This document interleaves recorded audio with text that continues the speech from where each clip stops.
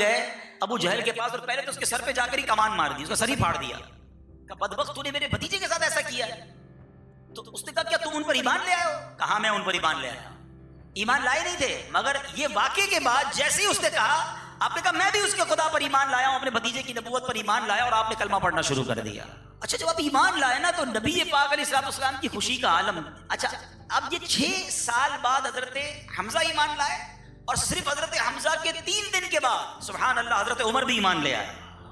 یعنی اسلامی تاریخ کا جو سنہرا سال کہا جاتا ہے، مسلمانوں کو جو طاقت ملی، جو ہمت ملی، وہ حضرت حمزہ رضی اللہ تعالیٰ عنہ اور سبحان اللہ پھر حضرت عمر بن خطاب رضی اللہ تعالیٰ عنہ ایمان لائے. حضرت عمر تو وہ ہیں کہ جن کے بارے میں نبی پاک دعائیں فرمایا کرتے تھے کہ اللہ عمر کو ایمان دے کر اسلام کی مدد فرما. یعنی کس قدر عظیم ہستی ہیں کہ ان کے ایمان لانے کی دعا نبی پاک فرمایا کرتے. حدیث پاک کا خلاصہ میں نے بیان کیا. وہ اعلیٰ حضرت کا شعر ہے نا، ناریوں کا دور تھا دل جل رہا تھا نور کا، ناریوں کا دور تھا دل جل رہا تھا. ناری کس کو کہتے ہیں؟ جہنم والے. آگ، نار کہتے ہیں آگ کو، ناریوں یعنی جہنمیوں کا، بے ایمانوں کا دور تھا، ظلم کر رہے تھے، اور دل جل رہا تھا نور کا. میرے آقا کا دل بڑا تکلیف میں تھا کیونکہ مسلمانوں کو بڑی تکلیفیں ہو رہی تھی. نبی پاک دعا فرماتے تھے اللہ عمر کو ایمان نصیب کر دے. اب ہوا کیا؟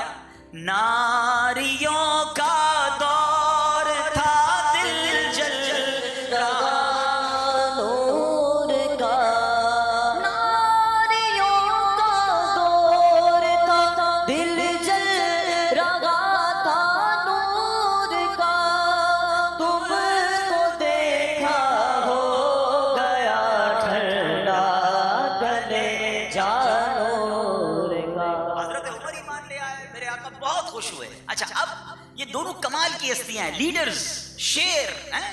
سید الشہداء سیدنا امیر حمزہ بھی شیر خدا، حضرت عمر بھی شیر خدا.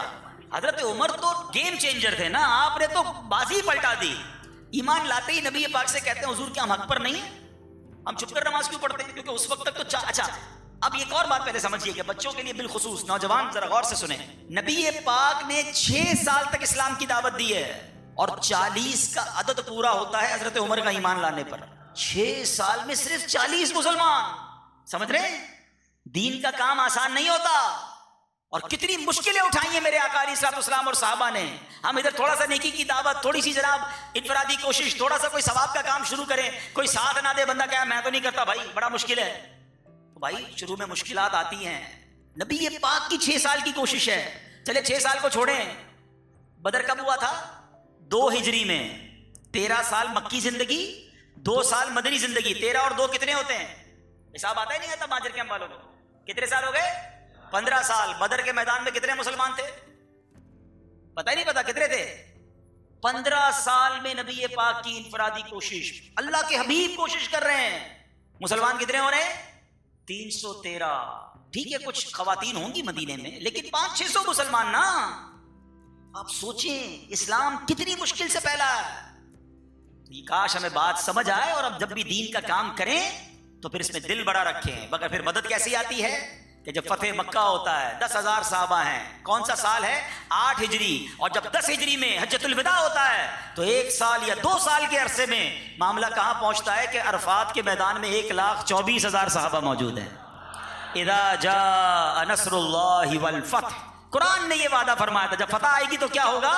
وَرَأَيْتَ النَّاسَ يَدْخُلُونَ فِي دِينِ اللَّهِ أَفْوَاجًا، لوگ فوج در فوج ایمان لائیں گے، فوج در فوج اسلام میں آئیں گے. میرے رب نے اپنا وعدہ پورا کر دکھایا. جیسے فتح مکہ ہوتی ہے اب جناب ریلے کے ریلے فوج در فوج لوگ ایمان قبول کر رہے ہیں.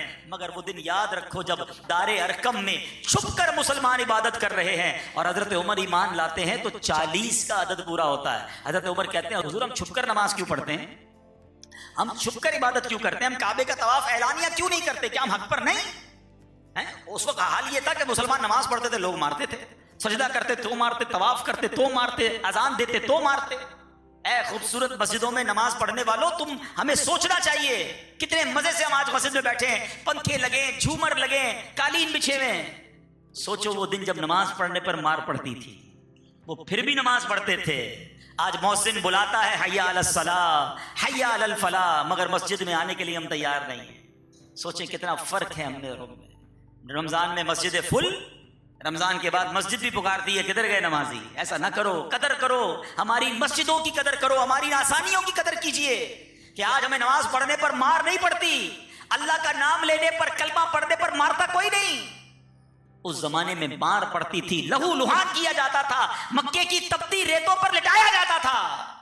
حضرت عمر کہتے ہیں حضور ہم کیوں